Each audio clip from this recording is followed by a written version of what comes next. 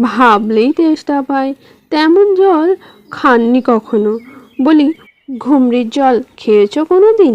পথিক, আগে না, তা খায়নি। বৃদ্ধ, খাননি? আহ, ঘুমরি হচ্ছে আমার মামা বাড়ি, আদর জলের জায়গা। সেখানকার যে জল, সে কি বলবো তোমায়। কত জল খেলাম, কলের জল, নদীর জল, ঝর্ণার জল, পুকুরের জল, কিন্তু মামা বাড়ির ওই কুয়োর যে জল, অমনি কুয়া আর কোথায় পেলাম না। ঠিক যেন চিনির পানি, ঠিক যেন কেওড়া দেয়া শরবত। পথিক, তামশায় আপনার জল আপনি মাথায় রাখুন। আপাতত এখন তেষ্টার সময়। যাই হোক, একটু জল আমার গলায় পড়লেই চলবে। বৃদ্ধ, তাহলে বাপু তোমার গায়ে বসে জল খেললেই পারতে। 5 ক্রোশ পথ হেঁটে জল খেতে আসার দরকার কি হে?